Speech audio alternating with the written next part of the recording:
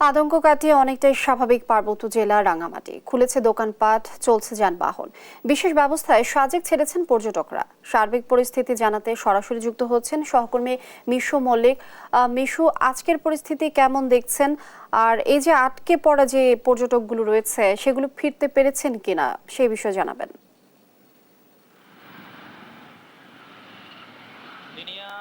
আতঙ্ক, ভয়, উদ্বেগ, উৎকণ্ঠা কাটিয়ে ধীরে ধীরে স্বাভাবিক হতে শুরু করেছে রাঙামাটি। গতকাল থেকে রাঙামাটি শহরে গণপরিবহন চলাচল শুরু হয়েছিল। রাঙামাটি থেকে ছেড়ে গিয়েছিল কিছু দূরপাল্লার যানবাহন। যদিও বা ধর্মঘট প্রত্যাহার করা হয়েছিল, কিন্তু যুগ্ম ছাত্র জনতার ডাকে যে ৭২ ঘন্টার অবরোধ, সে অবরোধ গতকালও চলছিল। তাই রাঙামাটি থেকে খাগড়াছড়ি এবং রাঙামাটি থেকে বান্দরবানের কোনো গাড়ি কিন্তু গতকাল চলাচল করেনি।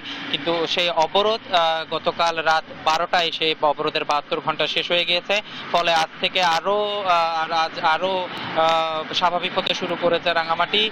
সকাল থেকে গণপরিবহন, একমাত্র গণপরিবহন সিএনজি অটোরিকশা চলাচল আরো অনেকটাই বৃদ্ধি পেয়েছে। রাঙামাটি থেকে ছেড়ে গেছে খাগড়াছড়ি, বান্দরবানের গাড়ি এবং রাঙামাটি থেকে চট্টগ্রামের যে যান চলাচল সেটিও স্বাভাবিক রয়েছে। এদিকে অবরোধ এবং ধর্মঘটের কারণে সাজেকে প্রায় শনিবার থেকে প্রায় আটকা পড়েছিলেন প্রায় ১,৫০০ পর্যটক। তো সেই পর্যটকরা আজ সকাল ৭টা থেকে ৮টার মধ্যে ধীরে ধীরে আইনশৃঙ্খলা রক্ষাকারী বাহিনীর সহায়তায় সাজেক ত্যাগ করতে শুরু করেছেন। আমরা কথা বলেছিলাম সাজেক জীব সমিতির লাইনম্যান ইয়াসিন আরাফাতের সাথে।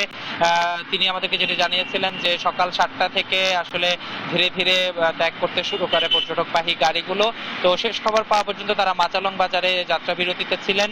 তবে আমরা সর্বশেষ যে তথ্যটি কিছুক্ষণ আগে আমাদের হাতে এসে পৌঁছেছে সেটি হচ্ছে পর্যটকদের অনেক গাড়ি নিরাপদে খাগড়াছড়িতে প্রবেশ করছে। তো খাগড়াছড়ি থেকেই তারা তাদের নিরাপদ গন্তব্যে চলে যাবেন। আর এদিকে আসলে এখনো সাজেকে নতুন কোনো পর্যটকবাহী গাড়ি আজ এখনো প্রবেশ করেনি। সাজেক বর্তমানে একেবারেই পর্যটক শূন্য রয়েছে।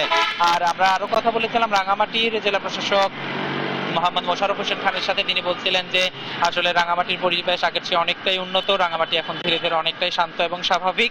তবে তিনি বলছিলেন যে নির্বাহী ম্যাজিস্ট্রেট, পুলিশ, সেনাবাহিনী এবং বিজিবির সমন্বয়ে যে যৌথ টহল টিম রয়েছে সেই টহল টিম চলবে, তারা কাজ করবেন রাঙামাটিতে।